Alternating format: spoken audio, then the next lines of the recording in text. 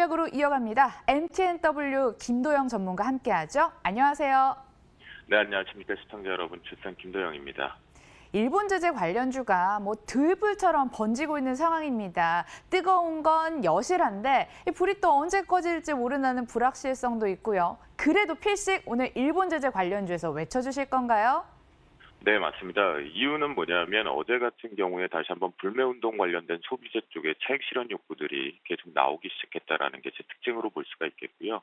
또한 어제 우리가 기다렸었던 부분인 일본 제재 추가적인 세부 항목에 대한 리스트업이 공표가 될 것으로 판단이 됐는데 언급이 되지는 않았었습니다. 그리고 새벽에 두 가지 정도의 뉴스가 좀 나왔는데요. 그 전에 앞서서 우리는 이 부분을 하나를 체크해 볼 필요가 있을 것 같습니다. 원달러 환율 추이 부분인데요. 현재 제가 그때 말씀드렸던 1195원이 돌파가 되면 리스크 관리를 분명히 해야 된다라고 설명을 드렸습니다.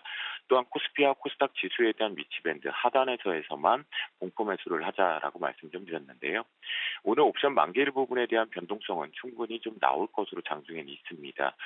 조금 시장에서 우려하고 있는 부분이 있는데 바로 미국채 30년물 채권 부분에 대한 스프레드 문제가 있는데요.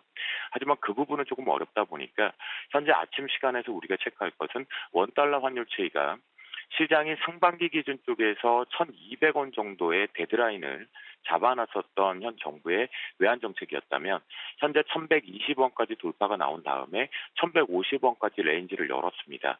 그리고 어제 긴급하게 정부 발표들이 좀 있었죠. 특히나 공매도를 바로 전격적으로 시행했으면 어떻을까라는 생각이 어제 초토화되는 공매도의 압박들이 좀 많았다 종목군 쪽에서 보이거든요. 그러면 다시 한번 여러분과 저는 지수의 공포적인 투자 심리가 위축되는 것을 보지 말고 원달러 환율 추이가 다시 한번 1,220원을 뚫어버리면 이때는 우리가 대바닥, 제가 카페에서도 이제 단기 외바닥 나왔습니다. 매수 공격하십시오라고 했던 부분들, 그런 부분들 한번 이익 실현하는 것이 좋지 않을까라고 말씀 좀 드리겠고요. 자, 곧바로 지수의 위치는 오늘 큰 변동 부분 무시하고 가도 되지 않을까라고 말씀 좀 드리니까 그 부분을 제외를 해보겠고요. 준비는 했는데 요 자리입니다. 이제 정말 확 빠져서 우리의 공포를 완전히 만들어야 되는 자리가 코스닥 같은 경우는 요 정도에 걸쳐 있습니다. 그러니까 최악의 시나리오일 경우에 오늘 외국인들이 시장에 대한 공격을 그리고 기관이 어제 차익 실현 나왔던 걸 빼버리게 되면 코스닥 같은 경우는 마지막 마디가 518포인트가 되겠고요. 그다음에 코스피 시장 같은 경우는 대략적으로 1,800이 깨진다, 아니다, 1,850 지지다라는 얘기들이 좀 많은 것 같습니다, 시장에. 하지만 이론상으로의 등배를 계산해보면 마디가에서 1,868포인트에 대한 강력한 지지력이 좀 있을 것으로 판단이 됩니다. 그러니까 이 부분은 무시하고 원달러 환율이 올라타는지만 집중을 해보도록 하겠습니다.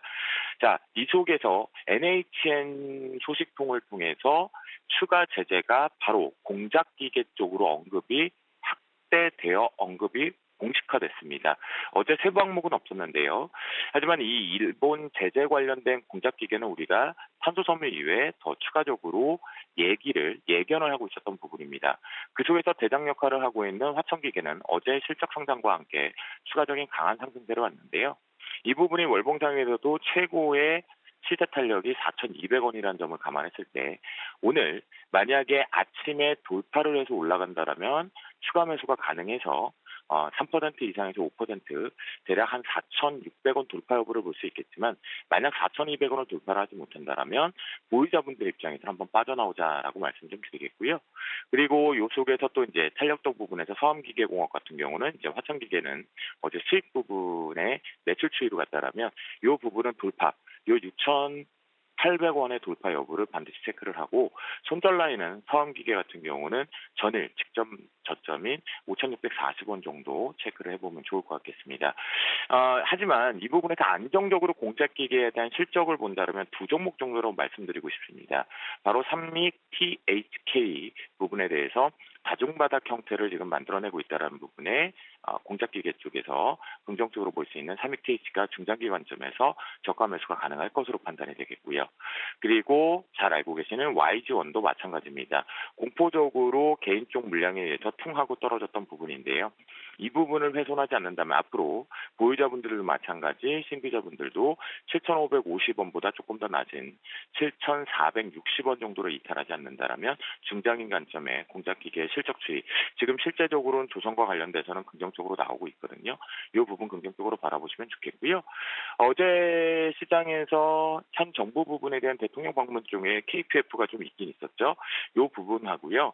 그다음에 작은 종목 하나 중에 짱짱하게 잘 사른 게 바로 GV입니다.